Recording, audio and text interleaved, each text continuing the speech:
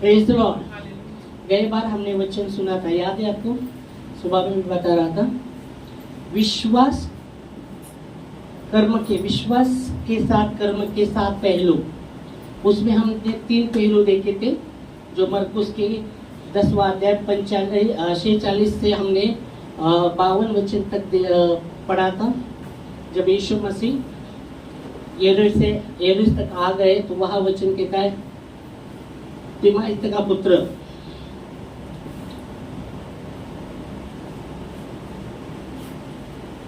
वो अंधा भिखारी और वो प्रभु से पुकार कर कहने लगा कि हे दावीद की संतान मुझ पर दया कर, हे दावीद की संतान मुझ पर दया कर। बहुतों ने उसको डांटा कि चुप रहे, पर बाइबल कहती है वो अधिक पुकारने लगा, हे दावीद की संतान मुझ पर दया कर, हे दावीद की संतान मुझ पर दया कर। आमीन।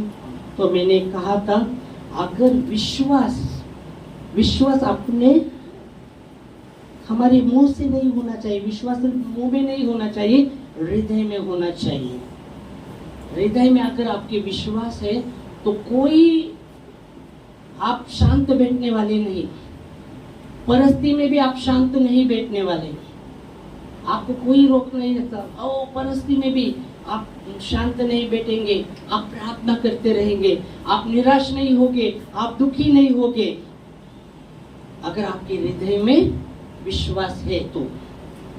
पर मैं बोला, बहुत से लोगों के मुंह में विश्वास रहता है पर हृदय में नहीं होता, तो बहुत बार परिस्थिति में वो निराश होते, दुखी हो जाते हैं, वो चुप हो जाते हैं और पीछे भी हट जाते हैं।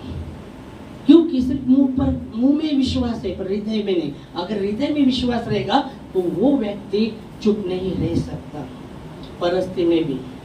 वहाँ हम देखते हैं वो भीड़ थी और वो लोग कह रहे थे चुप बैठ, पर बाइबल कहती है उसके हृदय में विश्वास था, इसलिए वो चुप ना रहा। वो पुकार कर और भी पुकारने लगा कि हे दावीद की संतान मुझ पर दया कर, हे दावीद की संतान मुझ पर दया कर। तो हमारे हृदय में विश्वास होना है। आमीन। इसलिए वचन कहता है, यदि हमने गई बार देखा था रोमियो 10:9 में, यदि तू यीशु मसीह को मुंह से अंगीकार करता है और हृदय से विश्वास करता है पिता ने उसे मरे में से जिलाया तो निश्चित तू उद्धार पाएगा। आमीन। तो गई बार हमने देखा था। तो पहली बात है, हमारे हृदय में अगर विश्वास, हमारे हृदय में जब विश्वास है तो क्रिया सहित रहेगा, क्रिया बिना नहीं रहेगा, कर्म बिना नहीं रहेगा, हृदय का विश्वास। इसलिए बाइबल की दानियल को जब हुक्म छोड़ा राजा ने कि 10 दिन अपने कोई परमेश्वर की उपासना नहीं करने का, अगर करते हुए पकड़ा जाए तो उसको सिंह के पिंजरे में डाला जाएगा, पर उसके हृदय में विश्वास था, इसलिए जब राजा हुक्म भी छोड़ता है फिर भी वो चुप नहीं रहा। हालेलुया। तो हृदय में विश्वास होना है। इसकी भी हृदय में विश्वास था, इसलिए जब भीड़ उसको चुप करने को कोशिश कर रही थी वो चुप नहीं रहा, और भी चिल्लाने लगा, और भी पुकार करने लगा, दावीद की संतान मुझ पर दया कर, और भी वो प्रार्थना करने लगा। हालेलुया। Praise Lord. दूसरी बात, उसने दया की याचना की। दूसरी बार उसने दया की याचना दी, दया की याचना की। तो परमेश्वर दयावंत परमेश्वर है। सच्चाई से जब हम उसको पुकारते, दया की याचना करते, वो दया करता है। इसलिए बाइबल कहती है वो यद्यपि हम फिर जाए फिर भी वो दया का सागर और क्षमा के खान है। इसका मतलब हमें फिरना नहीं है, याद रखिएगा। Praise Lord. बाइबल कहती जहाँ अधर्म बहुत हुआ उससे अधिक वहाँ अनुग्रह हुआ, मतलब परमेश्वर दया का सागर है। और दया की याचना जब हम प्रभु से करते हैं वो दया करने वाला परमेश्वर है। आमीन। हालेलुया। तो दूसरी बात, उसने दया की याचना की, दया की याचना की परमेश्वर से, प्रभु से। तीसरी बात उसने जो वस्त्र था, जब यीशु मसीह रुके और कहने लगे उसको मेरे पास लाओ, तो वचन कहता है जो पुराना वस्त्र था उसने फेंक दिया। तो हमने देखा था पुरानी बातें की और मन मत लगाओ, मैं तुम्हारे जीवन में नई बात करता हूँ। परमेश्वर कहता है वो आप भी प्रकट है, जंगल में मैं मार्ग बनाऊंगा और निर्जल जमीन में नदियां बहाऊंगा। आमेन। और इसलिए बाइबल कहती मसीह में 2 कोरिन्थियों 5:17 में लिखा गया है, मसीह में जो कोई है वो नई सृष्टि है, पुरानी बातें बीत गई है, वो सब के सब नई हुई है। आमेन, हालेलुया। और चौथी बात हमने देखते हैं कि उसने वस्त्र फेंके और उठा। उठना बहुत जरूरी है, उठना बहुत जरूरी है। उठाओ, उठना बहुत जरूरी है। इसलिए जब भी हम देखते वचन में पक्षघाती मनुष्य को जब लाया गया, भीड़ बहुत थी अंदर घर में और वो अंदर उसको ले नहीं जा सक रहे थे, तो वो लोग घर पर गए और वो जो कवल पूरा निकाला और ऊपर से काट सके तो उसको यीशु मसीह जहाँ थे उधर छोड़ा। यीशु मसीह ने कहा, पुत्र ढाढ़स बांध, तेरे पापों की क्षमा हुई है। तो वहाँ जो शास्त्री पारुषी कहने लगे, मन में सोचने लगे ये तो दुर्भाषण करता है, क्योंकि केवल परमेश्वर पिता को ही, परमेश्वर को ही पाप क्षमा का अधिकार है। वो उनमें, उनके मन में वो सोचने लगे। तो यीशु मसीह कहता है उनके मन के विचार को जानकर, क्या सहज है किसी को उठ अपने खटिया होकर खटिया उठा कर चल, या सहज है उठ रहना सहज है। वचन कहता है फिर भी मनुष्य के पुत्र को पृथ्वी पर पाप क्षमा का अधिकार है। और यीशु मसीह तुरंत वो व्यक्ति को कहता है उठ अपनी खटिया उठाकर चल चल। फिर बाइबल कहती जैसा उसने कहा, इसने ये नहीं देखा कि मेरी परिस्थिति क्या है, मेरी परिस्थिति को नहीं उसने देखा, पर प्रभु की बात को उसने सुना। परिस्थिति हमेशा तुमको गिराने की कोशिश करेगी, हमें परिस्थिति की ओर नहीं, प्रभु की बातों को सुनना है। परिस्थिति हमेशा आपको डुबाने की कोशिश करेगी, पर उसने वो परिस्थिति को नहीं देखा। क्या परिस्थिति था? उसका पाँव काम नहीं करता था, उसका हाथ काम नहीं करता था। और जब प्रभु कहते हैं उठ उठ और अपने खटिया उठा कर चल, तो उसने परिस्थिति को नहीं देखा। उसने नहीं बोला प्रभु मेरा पाँव, मेरे कभी मैं चला रहा हूँ, मेरा पाँव में बल नहीं है, मैं पैरालाइज हूँ, मुझे लकवा मारा है, मैं कैसा चल सकूंगा। और जब उसने प्रभु ने कहा, शब्द बोला उठ खड़ा हो, तो उसने वो शब्द को पकड़ा और वो उसने कोशिश किया रहेगा उठने का कोशिश। शायद उधर लिखा नहीं है, उसका पाँव काम नहीं कर रहा, शायद उसने कोशिश किया रहेगा हलाने का, हाथ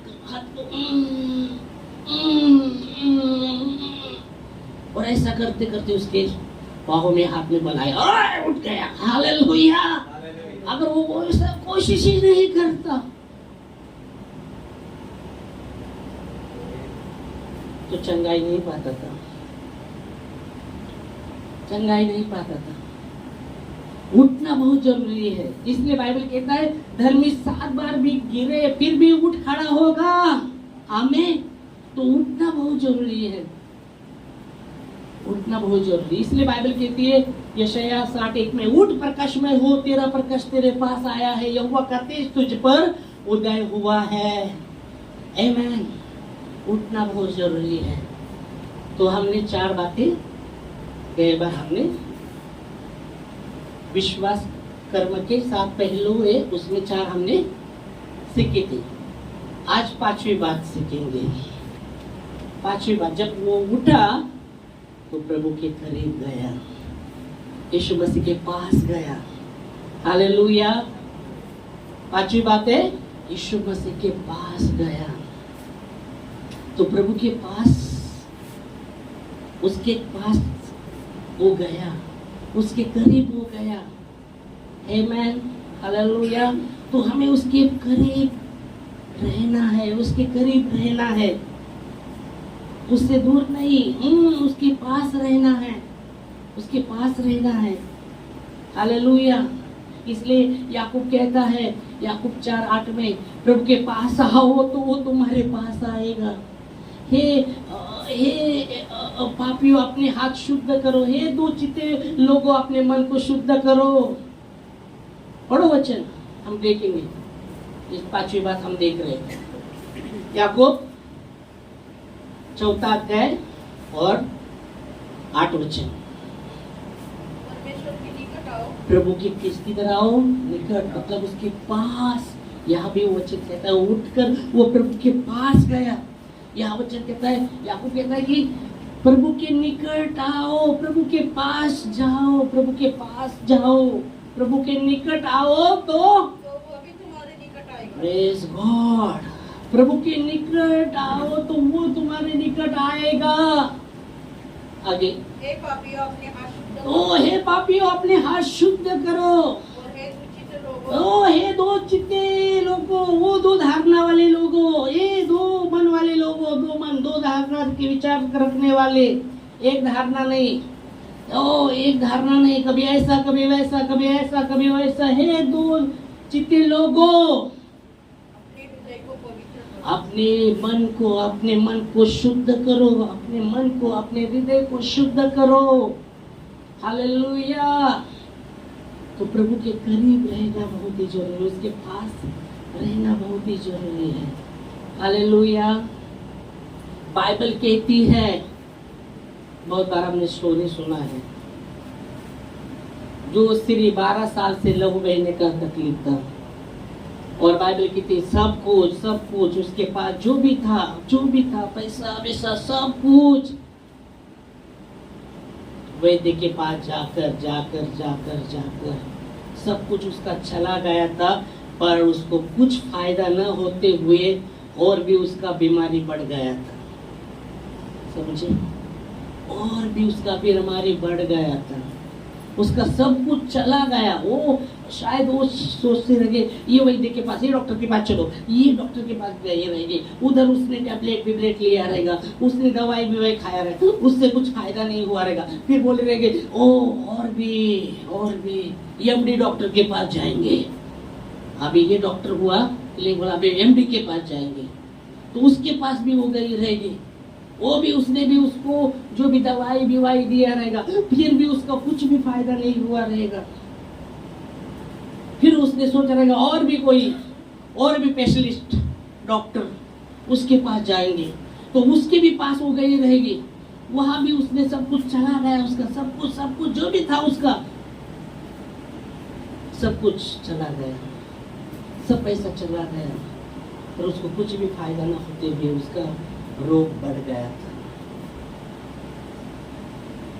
और भी उसका बीमारी बढ़ गया था। और उसने यीशु मसीह की चर्चा सुनी थी, और वो उसने मन में ठाना कि मैं उसके वस्त्र को छू लूंगी तो मैं चंगी हो जाऊंगी, मैं उसके वस्त्र को छू लूंगी, इस पीड़ा से भी मुक्ति मिलेगी, मुझे चंगाई मिलेगी। इसमें उसने मन में ठाना था। हालेलुया। और बाइबल कहती यीशु मसीह उसके घर से आगे जाते और बड़ा भीड़ उसके पीछे है, और ये औरत जो खून से लथपथ थी, उसका वस्त्र जब वो रांगते चलने को तो नहीं ताकत था उसके शरीर में, क्योंकि 12 साल से लहू बहने का वो बीमारी थी, और बाइबल कहती सब कुछ चला जाने के बाद और भी रोगी हुई थी, और भी तकलीफ उसके शरीर में। तो मैं समझ सकता हूँ कि कोई सामर्थ्य नहीं रहेगा चलने के लिए, तो बच्चे के जैसे रांगती वो अपने द्वार के पास आई रहेगी, घर के वो द्वार के पास आई रहेगी, दरवाजे के पास, और जैसे वो दरवाजे के पास आई रहेगी और वो देखते रहेगी तो यीशु मसीह तो आगे गए हैं, बड़ा भीड़ उसके पीछे है, अभी मैं कैसे उसके पास जा सकती हूँ, मेरे वस्त्र लहू से भीगा है लहू से। उसने शर्म नहीं किया। दूसरी बात, वो डरी नहीं है, उसने शर्म नहीं किया। बाइबल कहती है मनुष्य के पुत्र को अगर तुम लोगों के सामने शर्म करेंगे, जब मनुष्य का पुत्र जब महिमा में आएगा स्वर्गदूत के लिए, वो भी लज्जित, वो भी शर्म करेगा, ऐसा वचन कहता है। मनुष्य के पुत्र को लोगों के सामने अगर तुम अपनाने के लिए शर्म करेंगे, तो जब परमेश्वर का पुत्र महिमा में जब आएगा, वो भी शर्म करेगा। तो बाइबल कहती है उसने शर्म नहीं किया, लोग क्या कहेंगे, लोग क्या कहेंगे मुझे, उसने शर्म नहीं किया। दूसरी बात, वो डरी नहीं है, वो डरी नहीं है कि क्या होगा मेरा, अगर मैं वो भीड़ में से जाना है तो मेरा मैं बचूंगी क्या नहीं बचूंगी, वो डरी नहीं है, वो डरी नहीं है। सिर्फ उसका उद्देश्य ये था, यीशु मसीह के करीब जाकर उसके वस्त्र को छूना, उसके पास जाकर उसके वस्त्र को छूना, तभी मैं चंगी हो जाऊंगी। आमेन।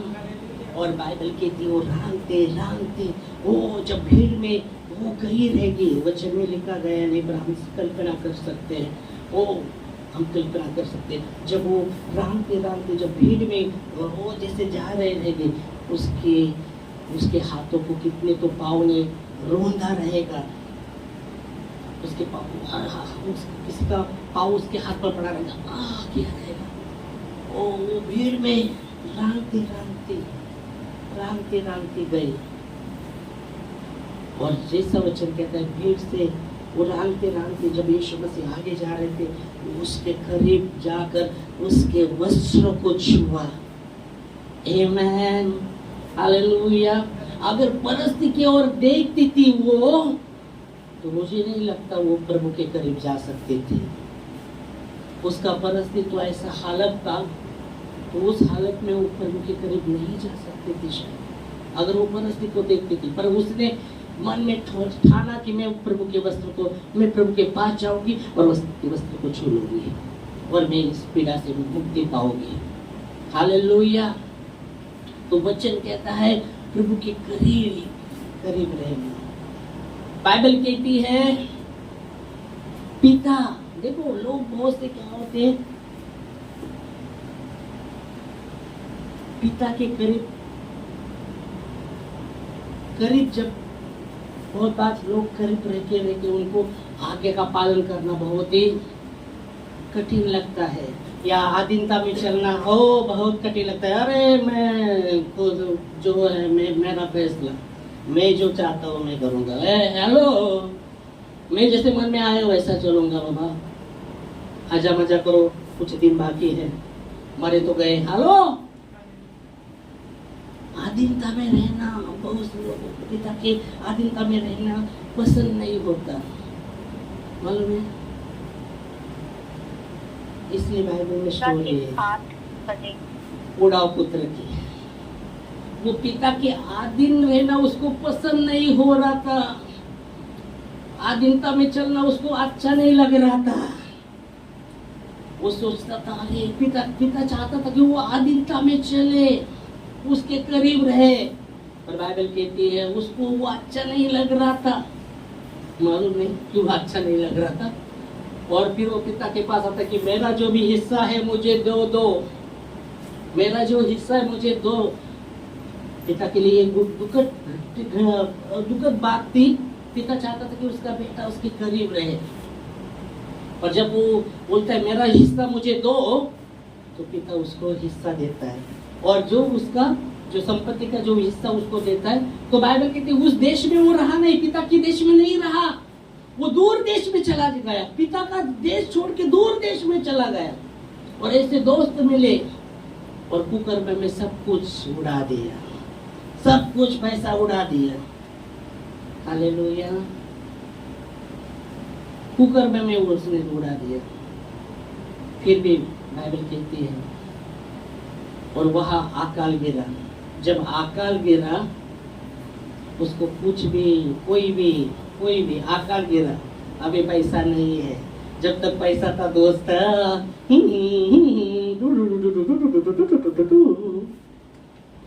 उसके करीब थे दोस्त, हाँ पैसे ना, अभी पैसा भी गया, सब तो गया, अभी कोई ध्यान नहीं दे रहा उसके ऊपर, अभी कोई ध्यान नहीं दे रहा।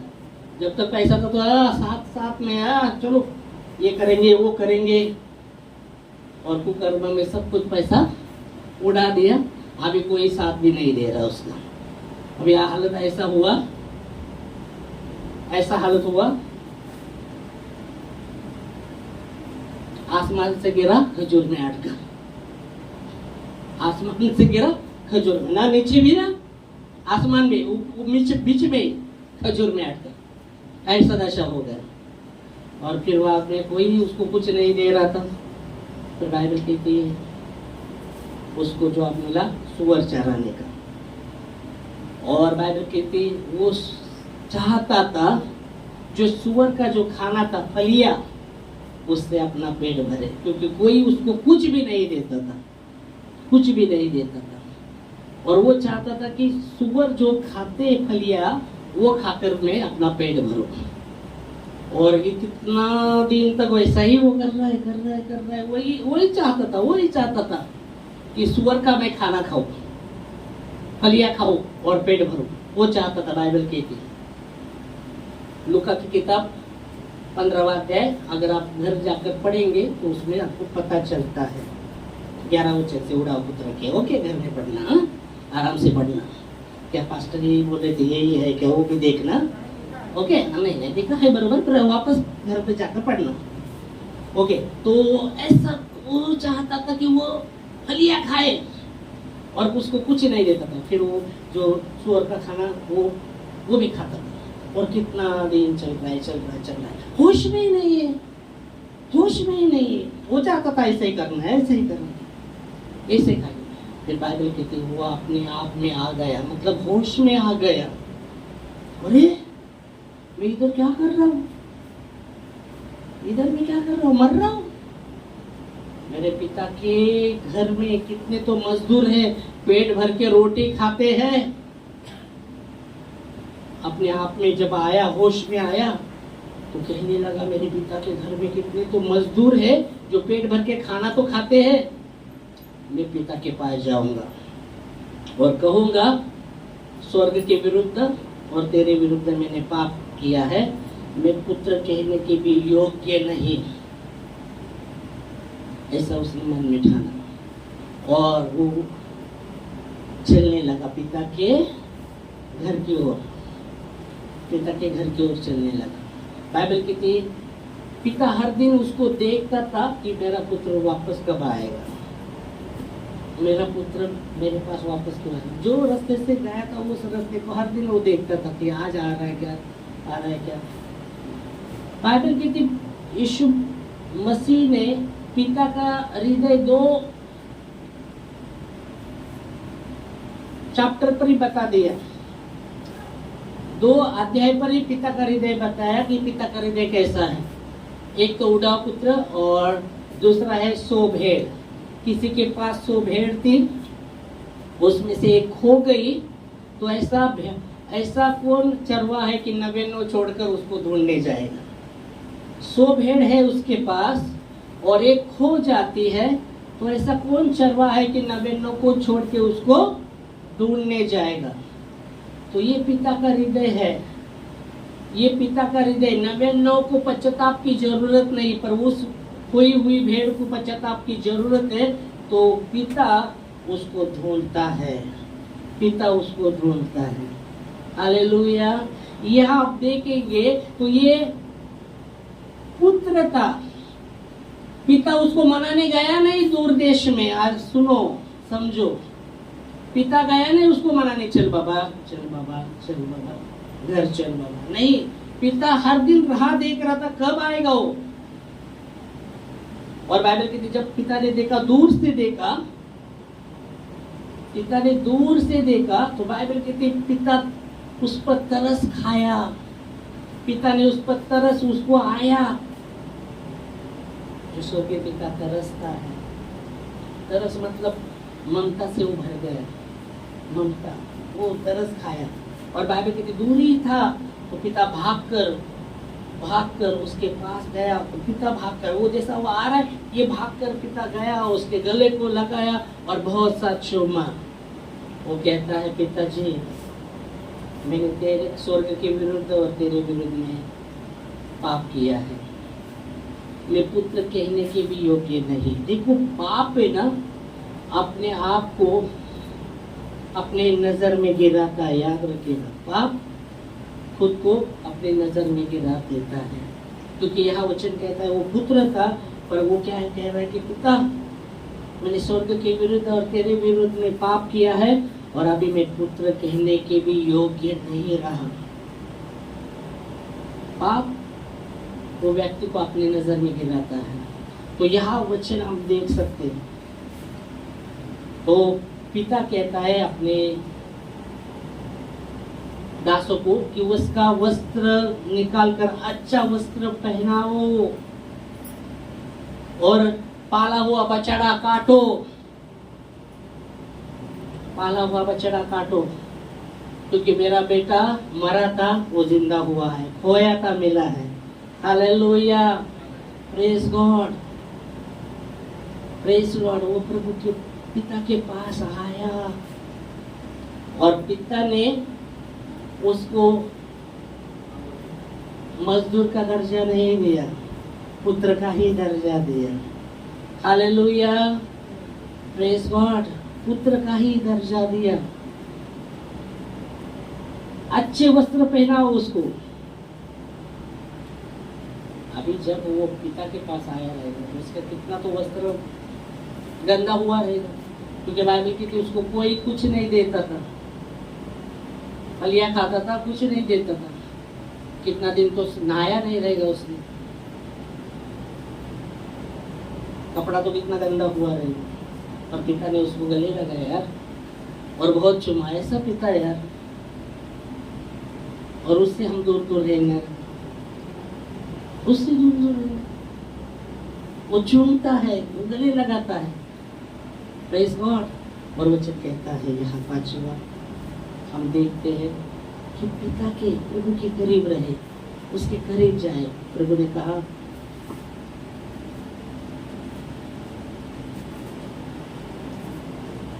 प्रभु ने कहा, प्रभु का वचन कहता है, देखो जिसे बोलो पाप अपनी नजर में गिराता है अपने आप को।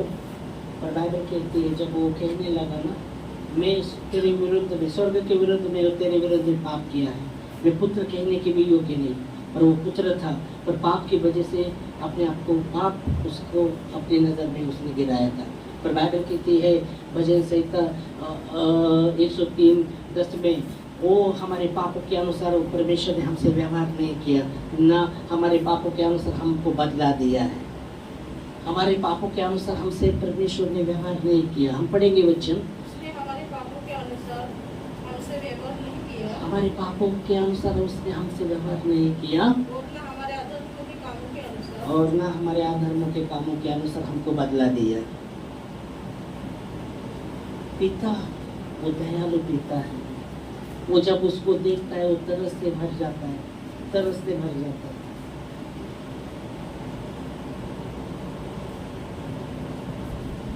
तो वचन कहता है, मैं वही हूँ, मेरे नाम के निमित्त तेरे अपराध को मिटा डालता हूँ और तेरे पाप को स्मरण नहीं करता। आमीन। पर प्रभु के करीब रहना बहुत ही जरूरी है, इसे भागना नहीं। आदम और हवा ने गलती किया, जब उन्होंने, शैतान ने उसको बहकाया उनको, और वो बहकाने के द्वारा वो उन्होंने आगे का उल्लंघन करते हुए जो फल नहीं खाने का था वो खाया, और जैसे उनके आंखें खुल गई और वो उनको पता चला, वो नंग गए, वो प्रभु से भागने लगे थे, प्रभु से दूर भागने लगे थे। और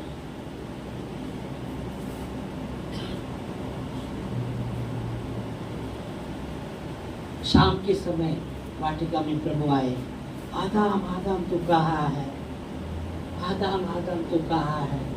वो कहता है, प्रभु तेरा शब्द सुनकर मैं चुप गया। परमेश्वर कहते, क्या जो फल मैंने मना किया था, जो बड़े बुरे का ज्ञान देता, उसका फल तूने खाया क्या? हाँ पिता, हाँ प्रभु जी, तूने जो, हाँ परमेश्वर, तूने जो पत्नी दी ना उसने मुझे खिलाया। उसको पूछा, तूने खाया? नहीं, सांप ने बहकाया मुझे, इसलिए मैंने खाया। हेलो,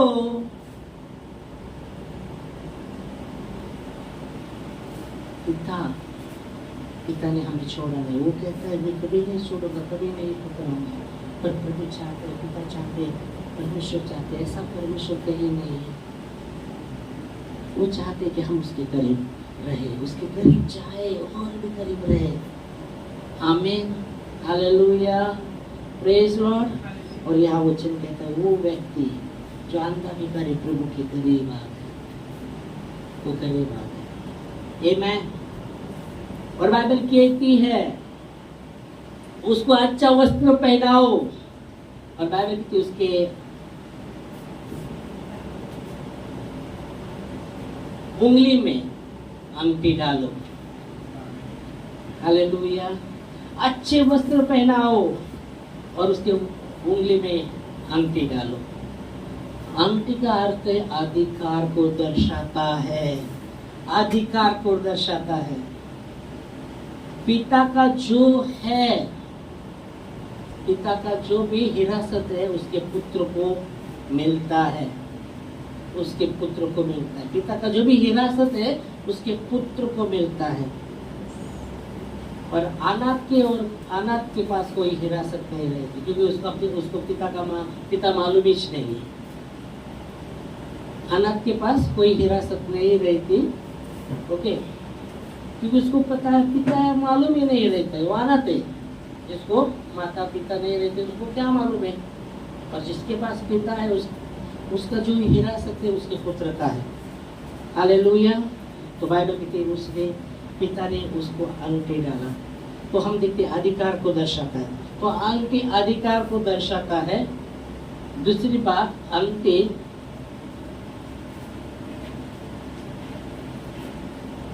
अधिकार को दर्शाता है। और दूसरी बात क्या है, किसको दर्शाता है, बोलो। हाँ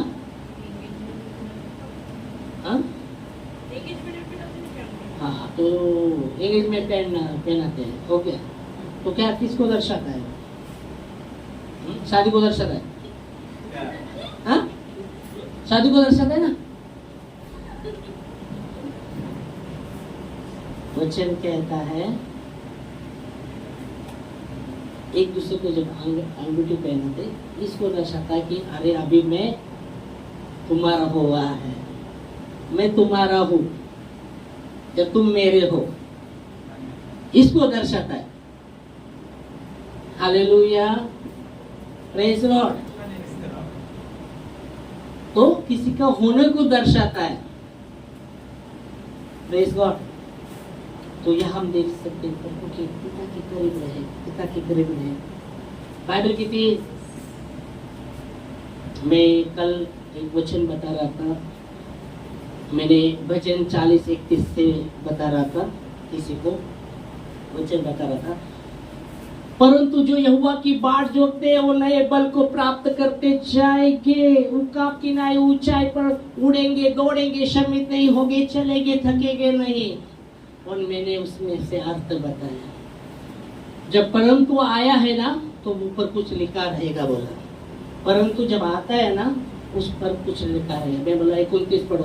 बाइबल कहती ओ थके हुए को वो बल देता है, शक्तिहीन को बहुत ही सामर्थ देता है। जवान लड़के ठोकर खा के गिर जाएंगे, वचन कहता है, परंतु यहोवा की जो बाट जोतते हैं वो नए बल को प्राप्त करते जाएंगे, वो काप की नाई ऊंचाई पर उड़ेंगे, दौड़ेंगे, श्रमित नहीं होंगे। तो मैंने बताया उनको उकाब, बोले हाँ उकाब है ना, जैसे ऐसा तूफान आता है तो वो तूफान से ऊपर उड़ता है, वो तूफान से भी ऊपर ऊंचा उड़ता है, बोल वो बता रहे थे।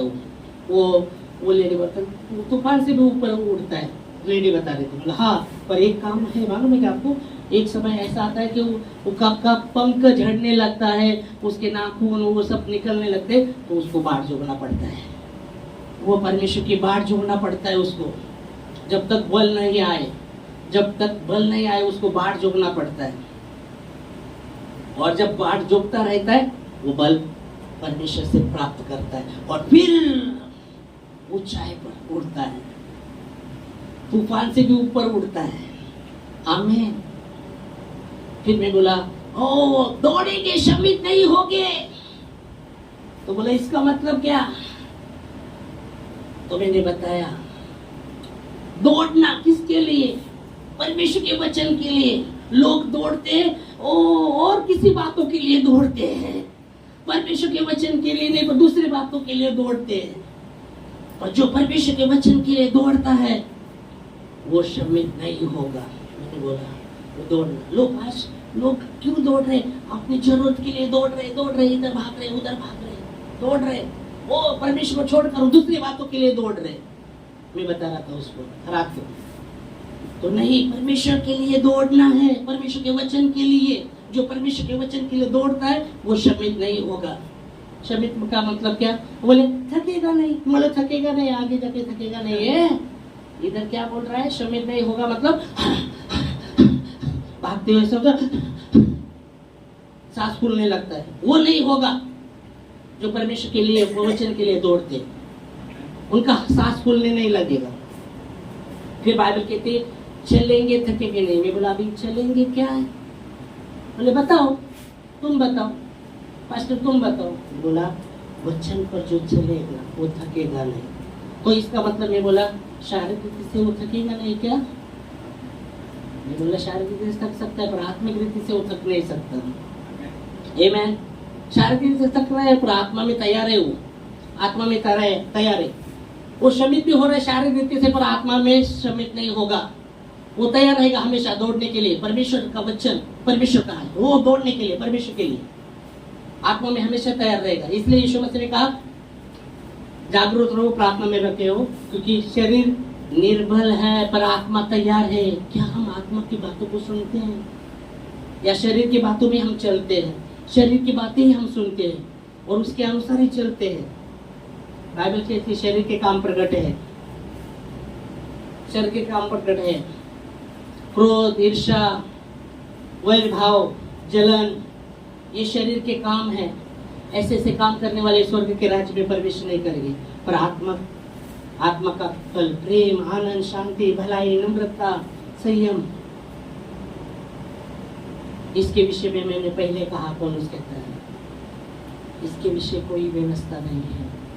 हालेलुया। आत्मा की बातें सुनिए, आत्मा की बातें, परमेश्वर का आत्मा, परमेश्वर का आत्मा।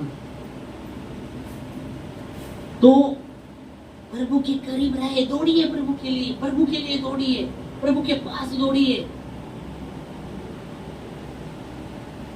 हवा और आदम परमेश्वर प्रभु से भाग रहे थे, चुप रहे थे, फिर भी परमेश्वर उसको पुकार रहा था। याद रखिए ऐसा पिता है, फिर भी वो पिता पुकार रहा था, आदम तू कहाँ है, हवा तू कहाँ है। हालेलुया। पिता दयालु पिता है। हालेलुया। उसके करीब। और बाइबल कहती ये व्यक्ति प्रभु के करीब आ गया। अभी 2 पॉइंट है, अगली बार हम बताएंगे। Okay, praise the Lord. इस समय हम खड़े हुए प्रार्थना में। Thank you Lord, thank you Jesus. प्रभु जी धन्यवाद देते विश्वास के कर्म के जो 7 पहलू के विषय में हम जब सीख रहे प्रभु आपके वचन से, ओ प्रभु जी हृदय में विश्वास होना। दया की याचना उसने किया, वो पुराना वस्त्र उसने फेंका और उठ खड़ा हुआ और प्रभु के करीब हो गया। ये 5 जो पहलू हमने सीखे प्रभु जी, हमारे जीवन में हम ये पहलू ओ रखते खुदावत परमेश्वर। ओ दावीद ने कहा मैं तेरे ओ तुझसे कहाँ भाग सकता हूँ या कहाँ छिप रह सकता हूँ, कहाँ मैं तेरे आत्मा से भागकर छिप रह सकता हूँ या कहाँ भाग के जा सकता हूँ। हालेलुया। ओ प्रभु जी धन्यवाद देते खुदा। ओ प्रभु जी आपकी हुजूरी के लिए धन्यवाद देते, आपके हर एक वचनों के लिए जो विश्वसनीय है। वचन जो है प्रभु आपके विश्वसनीय है। आपने कहा आकाश और पृथ्वी टल जाएंगे पर आपकी कहीं भी बातें कभी नहीं टलेंगे। आपका वचन सत्य है, आपका वचन विश्वसनीय है। ओ प्रभु जी धन्यवाद देते खुदावंत परमेश्वर आपके हर एक वायदों के लिए, वचनों के लिए, वो आपके आगापे प्रेम के लिए हम धन्यवाद देते। अच्छा धन्यवाद देते खुदावंत ईश्वर। अच्छा hallelujah, hallelujah, hallelujah. Thank you Jesus. Hallelujah, hallelujah, hallelujah Lord. ओ पवित्र प्रभु जी आपने कहा कि क्या ही धन्य है वे जो वो धार्मिकता के लिए भूखे और प्यासे हैं, वो तृप्त किए जाएंगे। प्रभु के लिए जो भूखे और प्यासे हैं वे तृप्त किए जाएंगे। दावीद राजा कहते हैं, जैसे हिरनी जल के पानी के लिए हाँफती रहती है, वैसे मेरी रूह प्रभु के लिए हाँफती रहती है। Hallelujah, hallelujah. यीशु मसीह ने कहा यूहन्ना 7:37 में, सन के दिन पहला मुख्य जो दिन था, यीशु मसीह खड़ा हुआ और कहा, जो प्यासा है वो मेरे पास आए और मुझसे पिए। जो प्यासा है वो मेरे पास आए और मुझसे पिए। विश्वास रखने वालों के हृदय से जीवन की नदियां बहती रहेगी। ओ धन्यवाद प्रभु जी आपके वचनों के लिए। ओ धन्यवाद देते, आपने कहा जो भी प्यासा है वो मेरे पास आए और मुझ में से पिए। हाँ प्रभु जी, वो प्यास लेके हम